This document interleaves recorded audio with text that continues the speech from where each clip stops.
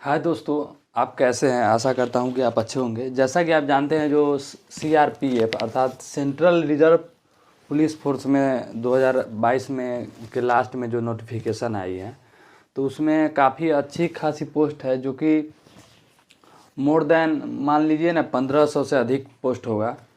क्योंकि नोटिफिकेशन में दिया गया था जो वैकेंसी इंक्रीज भी हो सकती है। और सबसे खुशखबरी की बात यह है, जो इसमें फिजिकल में सिर्फ आपको हाइट और चेस्ट मेजर किया जाएगा लड़के के लिए, और लड़की का तो सिर्फ हाइट मेजर करना है।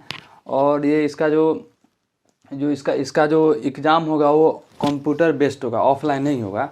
तो इसके लिए जो क्राइटेरिया है आपके पास, एजुकेशन क्वालिफिकेशन क्या होनी चाहिए, उसके बाद जो इसमें कंप्यूटर बेस्ड एग्ज़ाम होगा वो उसका जो एग्ज़ाम पैटर्न है वो एसएससी जीडी की तरह ही होगा या उसका पैटर्न अलग से है। उसके बाद जो किस किस किस पोस्ट के लिए कितनी वैकेंसी आई है उसके बारे में। उसके बाद इसके लिए आप ऑनलाइन फॉर्म कब से कब तक अप्लाई कर सकते हैं। तो चलिए वीडियो स्टार्ट करते हैं। तो जैसा कि आप जानते हैं, जो सीआरपीएफ की 2022 की अभी दिसंबर का लास्ट ख़त्म ही होने वाली है, दिसंबर मान लीजिए 1-2 दिनों में। तो एएसआई और स्टेनोग्राफर की नोटिफिकेशन 2 दिन पहले आई थी। तो उसमें जो वैकेंसी आई है, इसके लिए जो आप आवेदन कर सकते हैं वो 4 तारीख अर्थात 4 जनवरी 2023, अर्थात देखिए नया साल की खुशखबरी पर यह वैकेंसी आई है ऐसा लगता है। उसके बाद जो इसके लिए जो आप लास्ट ऑनलाइन एप्लीकेशन फिलअप करने का डेट है वो 25 तारीख पहला महीना और 2023 है। उसके बाद आपके पास इसके लिए फॉर्म को फिलअप करने के लिए एज की बात हो रही है, तो एज आपका जो बर्थ है 1998 से लेकर 2025 के बीच होना चाहिए, अर्थात 18 से 25 वर्ष के बीच में आपकी एज होनी चाहिए। उसके बाद ऑनलाइन एप्लीकेशन फ़ी जो इसका लगता है, ऑनलाइन जब अप्लाई करिएगा तो उसके लिए आपको अगर आप जनरल है अनरिजर्व में अगर आते हैं तो, या ईडब्ल्यूएस में या ओबीसी में, तो आपको 100 रुपया देना पड़ेगा। उसके बाद अगर आप एससी और एसटी कैंडिडेट है एवं ऑल फीमेल, चाहे जनरल हो, ईडब्ल्यूएस या किसी भी कैटेगरी से आती हो, उनको 1 भी रुपया नहीं लगेगा। उसके बाद इस फॉर्म को फिलअप करने के लिए सबसे पहला इंपॉर्टेंट बात होती है कि आपके पास जो एजुकेशन क्वालिफिकेशन वो कितनी है।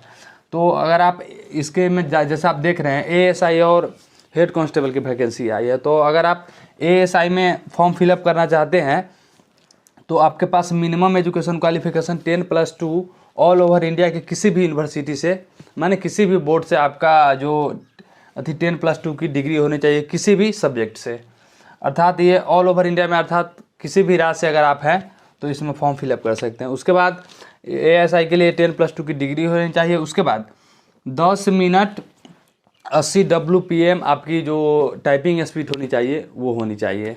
और इसमें 5% जो है छूट आपको दिया जाएगा। अगर टाइपिंग एरर में 5% अगर आपका एरर भी है तो आपको क्वालिफाई कर दिया जाएगा। उसके बाद हेड कांस्टेबल मिनिस्ट्री के लिए जो एजुकेशन क्वालिफिकेशन होनी चाहिए वो भी आपके पास 10+2 होनी चाहिए। और इसमें है जो नॉर्मल आपकी टाइपिंग होनी चाहिए वो 35 WPM होनी चाहिए और हिंदी में 30 WPM होनी चाहिए। तो उसके बाद बात कर लेते हैं जो पोस्ट आई है। तो पोस्ट जो असिस्टेंट सब इंस्पेक्टर की पोस्ट आई है स्टेनोग्राफर की, और इसमें जो अनरिजर्व का है 58 पोस्ट है, ईडब्ल्यूएस का 24 है, ओबीसी का 39 है, एससी में 21 है, एसटी में 11 है और टोटल पोस्ट 143 है। तो असिस्टेंट सब इंस्पेक्टर का अगर सीआरपीएफ में देखें तो 143 पोस्ट आई है। उसके बाद जो हेड कांस्टेबल मिनिस्ट्री में आई है जो 532 पोस्ट है, अनरिजर्व में ईडब्ल्यूएस में 132 है, ओबीसी में 355 है, एससी में 197 है, एसटी में 99 है, टोटल पोस्ट 1315 है। तो जैसा कि आप देख रहे हैं जो वैकेंसी है वो काफ़ी अच्छी खासी है। और उसके बाद जो इसका ये सब जो हो जाएगा तो इसका जो सिलेक्शन प्रोसेस होता है उसमें आपका पहला सीबीटी अर्थात कंप्यूटर बेस्ड टेस्ट लिया जाएगा, और उसके बाद आपका पीएसटी होगा जिसमें आपका हाइट और चेस्ट मेजर किया जाएगा, रनिंग इसमें नहीं होगा। उसके बाद आपका मेडिकल होगा, उसके बाद आपकी ज्वाइनिंग होगी। आपको देखने में इतना लगता है मगर इस प्रोसेस में आपको 2 से 3 महीने का मिनिमम समय लगेगा। तो पहले हम CBT 1 का जो एग्ज़ाम होगा, हम आप लोगों का कंप्यूटर बेस्ड एग्ज़ाम होगा, उसका जो सिलेबस है वो किस प्रकार होगा। तो सिलेबस में है जो एसएससी जीडी की तरह ही सिलेबस है, मगर इसमें जो हिंदी की बात है तो हिंदी लैंग्वेज और इंग्लिश लैंग्वेज इस दोनों में से आप एक ले सकते हैं, जिसके लिए हिंदी और इंग्लिश लैंग्वेज में से 25 क्वेश्चन रहेगा और 25 नंबर का रहेगा। उसके बाद मैथ अर्थात अर्थमेटिक से रहेगा, और एडवांस से लेगा तो त्रिकोणमिट्री से लेगा, और वो बोलते मेंसुरेशन, 2 चैप्टर एडवांस की रहती है। उसके बाद रीजनिंग में 25 क्वेश्चन 25 मार्क्स का दिया जाएगा। उसके बाद जीके जीएस या करेंट अफेयर 25 क्वेश्चन 25 मार्क्स का होगा।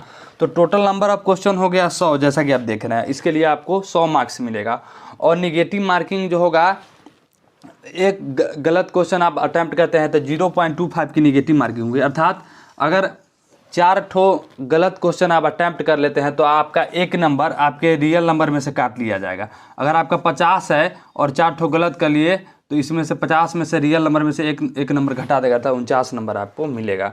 और इसके लिए जो टाइमिंग दिया जाएगा आपका एग्ज़ाम का, वो 1.5 घंटे का समय रहेगा। और इसमें जो देख रहे हैं हिंदी लैंग्वेज में, मान लीजिए एसएससी जीडी में समास और संधि नहीं पूछता है, मगर इसमें पूछता था, क्योंकि बीएसएफ में भी गए थे तो उसमें भी देखा अति, जैसे छंद हो गया, अलंकार हो गया, इस सबसे अधिक क्वेश्चन इस समय पूछता है। और बीएसएफ में ऐसा क्वेश्चन नहीं पूछा था, तो इस पर आप ध्यान दीजिएगा। इंग्लिश लैंग्वेज दिया हुआ है तो मे बी राइटर का नाम सब भी पूछे, तो ये सब बात है। और इसका जो ये सब हो जाएगा तो उसके बाद पे लेवल की बात है। तो ग्रेड लेवल, अगर असिस्टेंट सब इंस्पेक्टर के पोस्ट पर आपकी बहाली होती है तो आपको पे लेवल जो होगा 5 की पे लेवल होगा, अर्थात 29,200 से 91-92,000 के आसपास समथिंग मान लीजिए रहता है, उसी के आसपास आपको पे लेवल आता है। स्टार्टिंग पॉइंट 30,000 के आसपास होगी। और इसमें अति हेड कांस्टेबल मिनिस्ट्रियली के पोस्ट पर जाते हैं तो ग्रेड लेवल 4 का रहेगा, जो कि 22,900 से स्टार्ट होती है, 81-82,000 के आसपास तक जाती है। तो जैसा कि आप देख रहे हैं जो काफ़ी अच्छी खासी पोस्ट है, तो जल्द से जल्द आप लोग न्यू ईयर के संभावना पे फॉर्म फिलअप कर ले। जय हिंद, जय भारत।